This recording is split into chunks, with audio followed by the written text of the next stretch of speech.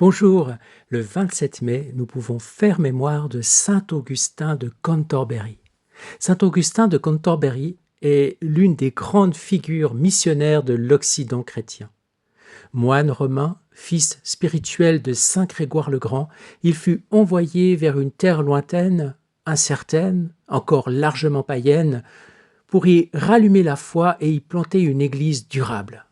On l'appelle l'apôtre des Anglais, non parce qu'il aurait tout accompli seul, mais parce qu'il fut le premier grand instrument de cette mission romaine qui allait donner à l'Angleterre chrétienne son enracinement catholique, sa fidélité à Rome, ses sièges épiscopaux et une tradition spirituelle destinée à porter beaucoup de fruits. Avant d'être missionnaire, Augustin était moine. Il vivait au monastère Saint-André sur le mont Caelius à Rome, dans cette maison fondée par Saint Grégoire lui-même avant son élection au pontificat. Là, dans la prière, la liturgie, l'obéissance et la vie commune, il avait reçu la forme intérieure qui allait soutenir toute son œuvre. Dieu ne le prépara pas d'abord par les voyages, mais par le cloître. Il lui apprit à écouter, à prier, à vivre sous une règle, à ne pas s'appartenir. C'est de ce silence monastique que le Seigneur allait tirer un apôtre. Saint Grégoire le Grand portait depuis longtemps dans son cœur le désir d'évangéliser les Angles. La tradition aime raconter qu'avant de devenir pape, ayant vu sur un marché de Rome de jeunes esclaves venus de cette terre du Nord, au visage clair et aux cheveux lumineux, il demanda qui ils étaient. On lui répondit alors « des Angles ». Grégoire, touché par leur beauté, aurait répondu qu'ils devaient devenir des anges puisqu'ils avaient un visage d'ange.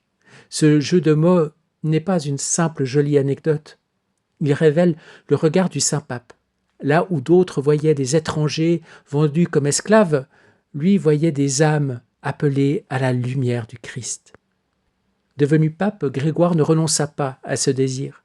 En 596, il choisit Augustin et une quarantaine de moines pour partir vers l'Angleterre. La mission était redoutable. Il fallait traverser les Alpes, la Gaule, les royaumes francs, puis la mer, pour atteindre un peuple dont les missionnaires ne connaissaient ni la langue ni les mœurs. En chemin, la crainte saisit les moines. Ils avaient entendu parler de la rudesse des peuples saxons, de la difficulté du voyage, de l'étrangeté du pays.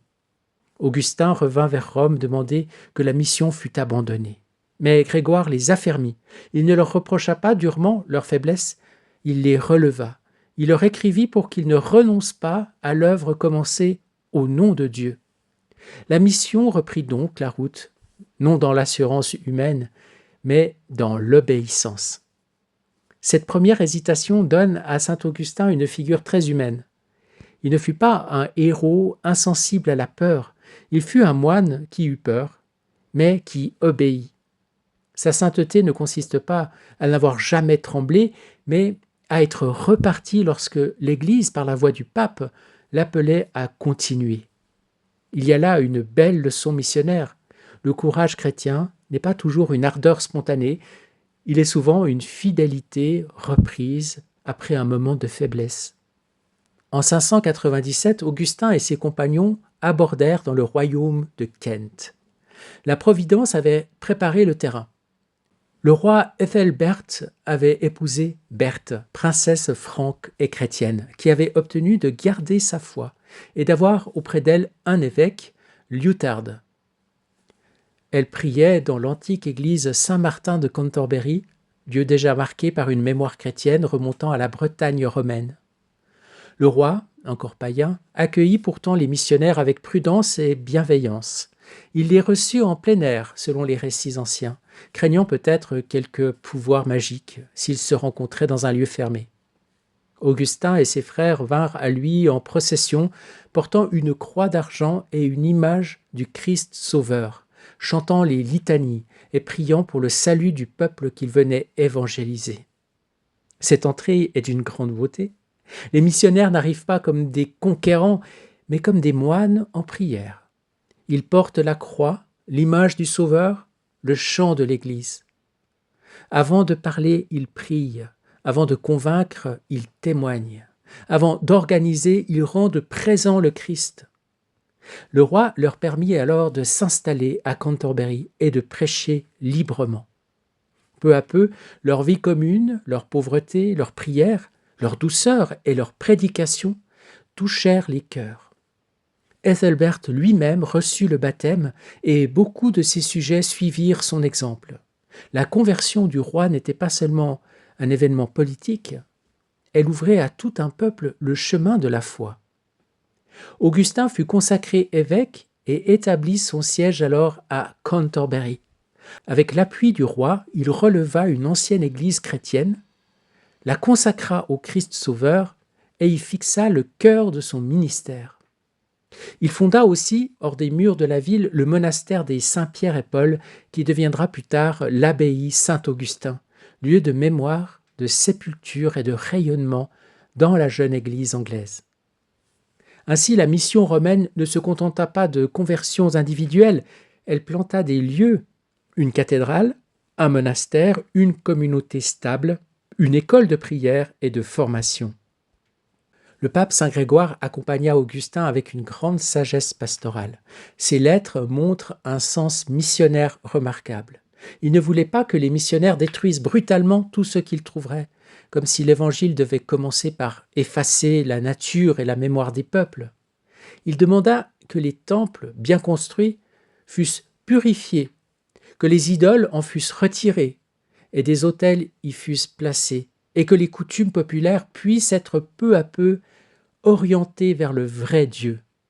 C'était une grande leçon d'évangélisation, ne pas confondre conversion et déracinement, ne pas mépriser les peuples que l'on vient sauver, mais purifier, élever, orienter, afin que ce qu'il y a de vrai, de noble et de profondément humain devienne matière pour le Christ. Le pape lui donna aussi une autre leçon plus intérieure encore. Comme des miracles accompagnaient la mission d'Augustin, Grégoire l'avertit de ne pas s'enorgueillir des signes visibles que Dieu accordait. Il lui rappela que les miracles sont donnés pour le salut des autres, mais que le missionnaire doit plutôt trembler pour lui-même, veiller sur son cœur, se réjouir non de la puissance, mais de ce que son nom soit écrit dans le ciel.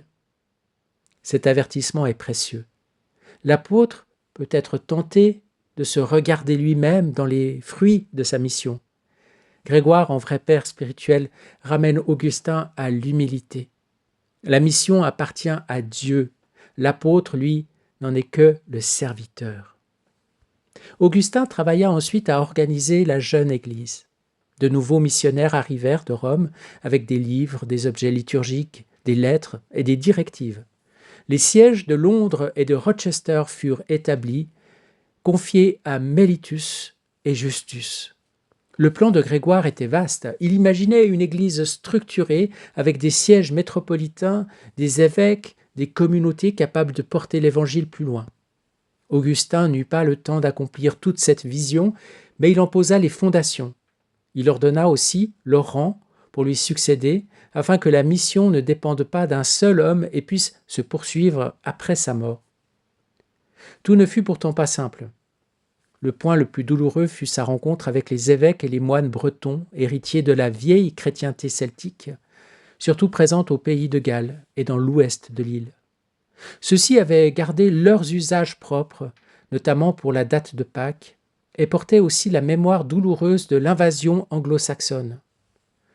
Augustin chercha à les rassembler dans l'unité romaine et à les associer à l'évangélisation des anglo-saxons. Mais la rencontre échoua. Les anciens récits rapportent que les Bretons furent blessés de le voir demeurer assis au moment où ils arrivaient, y lisant un signe d'orgueil et non de paternité. Alors ils repartirent sans céder. Cet épisode ne dissimule pas la sainteté d'Augustin. Il en manifeste plutôt la limite humaine et la gravité historique. Les saints eux-mêmes accomplissent leur mission dans des conditions blessées, avec les lourdeurs des peuples, des mémoires et parfois des maladresses. Augustin porta l'unité comme une exigence vraie, mais l'unité ne se bâtit pas en un jour, surtout lorsque les plaies de l'histoire sont encore ouvertes. Il faudra longtemps pour que les traditions celtiques et romaines se rencontrent plus pleinement. L'échec d'Augustin auprès des Bretons rappelle que l'évangélisation demande non seulement la vérité, mais aussi une patience capable de traverser les siècles. Sa spiritualité apparaît alors avec plus de profondeur. Augustin fut d'abord un moine envoyé. Il ne fonda pas une mission sur sa personnalité, mais sur l'obéissance, la prière, la liturgie et la vie commune. Là est sa force propre. Il ne convertit pas l'Angleterre par un simple génie d'orateur, ni par une stratégie politique, ni par une domination culturelle. Il y apporta une forme d'église, la croix, le chant, le monastère, l'évêque, l'autel, la communion avec Rome, la patience pastorale, la stabilité. Il fut missionnaire parce qu'il fut moine, et il fut évêque sans cesser intérieurement d'être moine. Il faut aussi souligner le rôle de la reine Berthe. Sans elle, l'arrivée des missionnaires aurait été plus difficile. Elle avait gardé la foi au cœur d'une cour païenne, maintenu un lieu de prière, préparé par sa présence un espace d'accueil. Dans l'histoire de saint Augustin, elle apparaît comme ces âmes discrètes qui précèdent les grandes missions sans en recevoir tout l'éclat. L'Évangile arrive souvent ainsi, par la fidélité cachée d'une épouse, d'une mère, d'un petit groupe, d'une chapelle encore ouverte lorsque tout semble attendre la grâce. Saint Augustin mourut à Cantorbéry, probablement le 26 mai 604. Il avait travaillé peu d'années en Angleterre, mais ces années suffirent à fonder une histoire. Après lui, la mission connut encore des crises, des retours païens, des résistances, des fragilités. Pourtant, la semence était plantée. Cantorbéry devint le siège primatial de l'Église anglaise. Le monastère, fondé par Augustin, devint un lieu de mémoire. Les générations suivantes poursuivirent l'œuvre, et un siècle plus tard, saint Bède le Vénérable pourra relire toute cette histoire comme une grande visitation de Dieu au peuple anglo-saxon. L'héritage de saint Augustin de Cantorbéry est immense. Il a donné à l'Angleterre un commencement catholique profondément romain et profondément monastique. Il a montré que l'évangélisation des peuples ne se fait pas seulement par des idées, mais par des communautés visibles, priantes, stables, liturgiques, capables de vivre ce qu'elles annoncent. Il a reçu de saint Grégoire une sagesse missionnaire qui reste très actuelle. Purifier plutôt que détruire, accompagner plutôt que mépriser, former plutôt que brusquer, unir la vérité à la patience. Il a aussi laissé à l'Église l'exemple d'un apôtre qui n'était pas sans peur, pas sans limite, pas sans échec, mais profondément obéissant. Au fond, saint Augustin de Cantorbéry est le saint des commencements missionnaires. Il quitte le cloître pour la mer, Rome pour le brouillard du Kent, la sécurité de la vie monastique pour l'inconnu d'un peuple à évangéliser. Il porte avec lui non pas sa propre lumière, mais celle de l'Église. La croix, l'image du Christ, la prière des moines, la parole du pape, la douceur de la patience. Il nous rappelle que Dieu fait parfois dépendre de petits commencements l'avenir spirituel de nations entières. Un moine qui obéit, un roi qui écoute, une reine qui a préparé la voie, une chapelle où l'on prie encore, et voici qu'une église naît. Saint Augustin nous apprend enfin que la mission véritable n'est jamais conquête de prestige, mais service du salut. Elle accepte la lenteur, la peur, la distance, les incompréhensions et même les échecs partiels. Elle continue parce que le Christ a des peuples à rejoindre. Et c'est pourquoi son nom demeure si précieux dans la mémoire chrétienne. Par lui, la foi venue de Rome s'est enracinée dans la terre anglaise. Par lui, l'Église a reçu une nouvelle province de saints. Par lui, un peuple a commencé à entendre dans sa propre histoire l'appel du Christ Sauveur. Et la mission de saint Augustin de Cantorbéry ne commence pas dans l'abondance des moyens humains, mais dans une pauvreté obéissante. Quelques moines, une croix, une image du Christ, le chant de l'Église et la confiance dans celui qui envoie. Pourtant, Dieu ne laisse pas cette pauvreté sans soutien. Il prépare une reine chrétienne, un roi accueillant, une chapelle déjà ouverte, des frères envoyés de Rome, des lieux où la foi pourra prendre racine. La mission demeure pauvre d'elle-même, mais riche de ce que Dieu dispose. C'est cette nuance que le passage du livre du ciel permet de laisser résonner. La vraie pauvreté n'est pas misère subie ni refus amer des choses créées. Elle est détachement, regard pur, capacité de reconnaître la volonté de Dieu à travers les moyens qu'elle donne. Alors les biens naturels ne deviennent plus des idoles ni des obstacles. Ils deviennent comme des voiles transparents à travers lesquels l'âme découvre la bonté du Père et l'abondance de son fiat. Nous sommes au tome 20 du livre du ciel, à la date du 28 janvier 1927.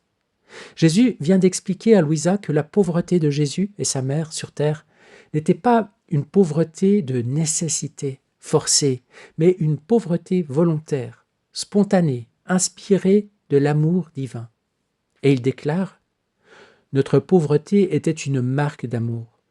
C'était la pauvreté de l'exemple pour enseigner aux créatures le détachement envers toutes les choses basses de la terre. Ce n'était pas une pauvreté de nécessité. Elle n'aurait pu l'être de façon absolue parce que là où règne la vie de ma volonté, règne la plénitude et tous les maux perdent leur vie et disparaissent d'un seul coup. » Alors Louisa écrit ce qui suit.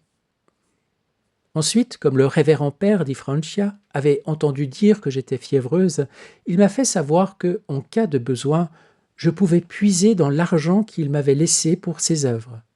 Et mon aimable Jésus, en venant, presque dans un sourire, me dit « Ma fille, dis au Père de ma part que je le remercie et que je le récompenserai des bontés qu'il a envers toi. Cependant, dis-lui que la fille de ma volonté n'a besoin de rien, car ma volonté lui procure tout en abondance. Plus encore, ma volonté est jalouse, car elle veut être seule à pouvoir donner quelque chose à sa fille. En fait, là où règne ma divine volonté, il n'y a pas à craindre que les moyens naturels et l'abondance des biens puissent faire du tort.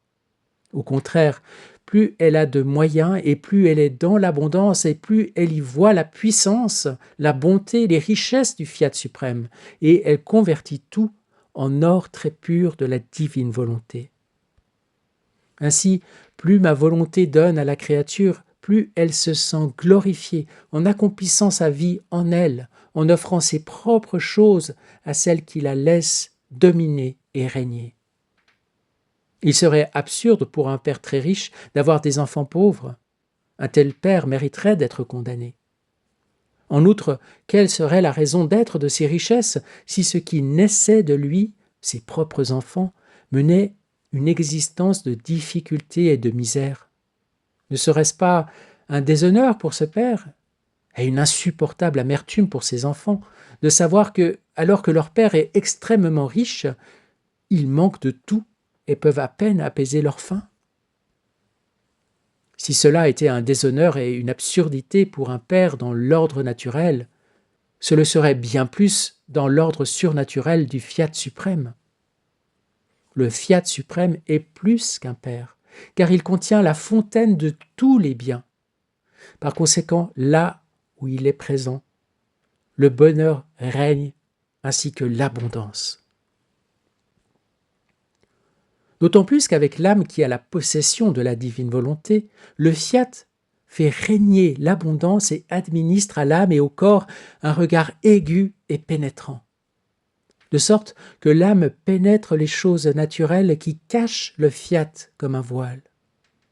Et en déchirant ces voiles, l'âme voit dans les choses naturelles la noble reine de la divine volonté qui règne et domine en elle.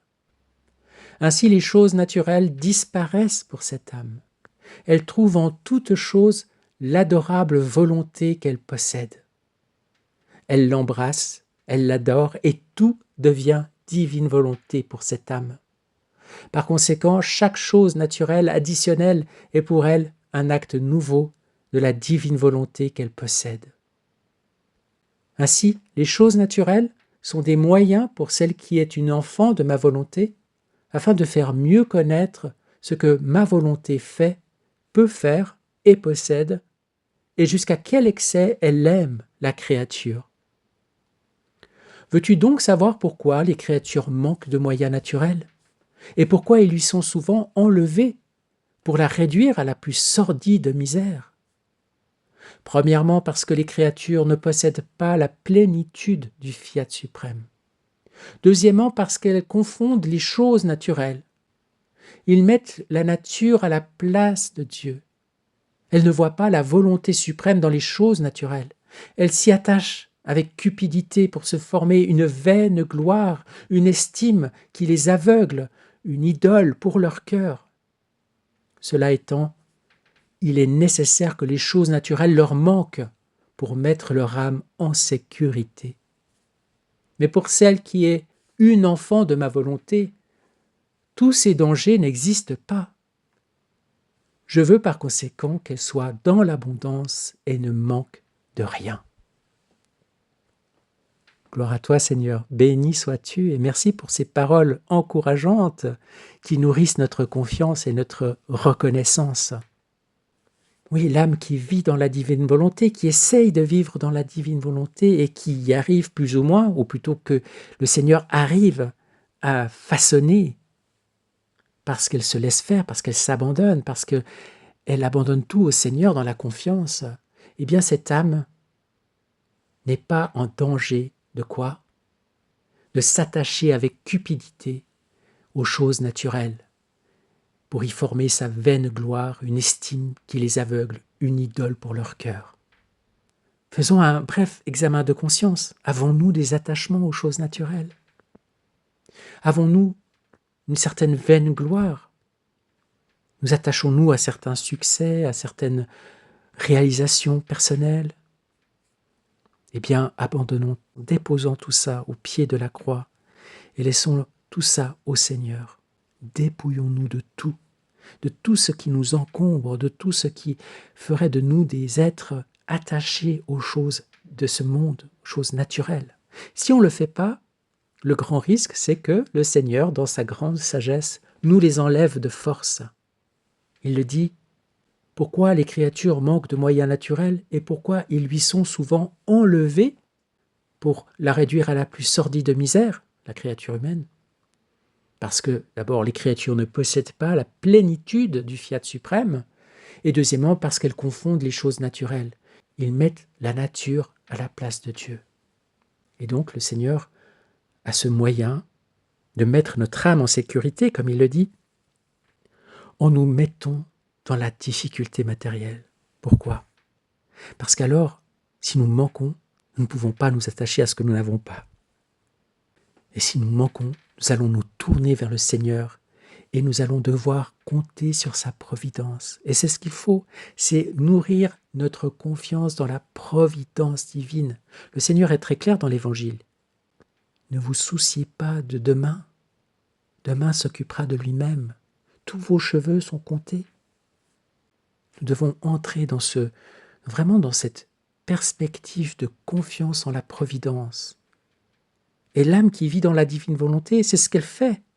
Elle ne peut pas vivre autrement que d'être entièrement dans une parfaite confiance et dépendance du Seigneur. Et ce que nous dit le Seigneur dans ce passage, c'est que cette créature-là, complètement abandonnée, ne manquera jamais de rien. Elle sera dans l'abondance des biens. Ça ne veut pas forcément dire qu'elle va devenir riche, qu'elle va gagner au loto, qu'elle va avoir un yacht, des Ferrari, une énorme villa, etc. Ce n'est pas de cette richesse-là dont il s'agit, bien évidemment. Mais elle ne manquera de rien, c'est-à-dire qu'elle ne sera pas dans la misère. Le Seigneur saura la nourrir, l'habiller, peut-être de manière très simple, peut-être de manière très dépouillée, mais il y a une promesse du Seigneur que nous recevrons ce qu'il nous faut. Et c'est très beau. Et c'est vraiment une très bonne nouvelle. C'est valable dans la foi chrétienne en général, mais tout particulièrement pour les enfants de la divine volonté, comme c'est bien expliqué dans ce passage. Les choses naturelles disparaissent pour l'âme qui vit dans la divine volonté. Elle trouve en toute chose l'adorable volonté qu'elle possède. Elle l'embrasse, elle l'adore et tout devient divine volonté pour cette âme. C'est bien ça, c'est que on ne regarde plus si on est pauvre ou riche, on ne regarde plus s'il nous manque quelque chose ou pas, parce que tout est divine volonté. On reçoit tout de la main du Seigneur. Il n'y a plus de choses bonnes ou des choses mauvaises, des choses riches ou des choses pauvres, des choses abondantes ou des choses chiches. Car il n'y a qu'une chose, la volonté. C'est la volonté de Dieu qui me donne ceci, qui me nourrit à travers cela. Et moi, je ne regarde plus ce dont j'ai besoin, je ne regarde plus quelle est ma vie naturelle quelque part, parce que j'ai les yeux fixés sur le Seigneur et sur son plan divin. Je vis pour faire plaisir au Seigneur, pour le contenter. Je lui dis, je t'aime en toutes choses, je le bénis, je lui demande que son règne vienne. Et donc, qu'importe ce qu'il y a autour de moi, qu'importe ce qu'il y a dans mon assiette, qu'importe où se trouve mon lit, parce que partout, je peux me nourrir de divine volonté. Partout, je peux m'abriter sous les ailes de la divine volonté. Partout, je peux me blottir dans les bras de la divine volonté. Comme saint Augustin sur le chemin de l'Angleterre, beaucoup de choses peuvent nous sembler difficiles. L'avenir peut nous sembler sombre, obscur.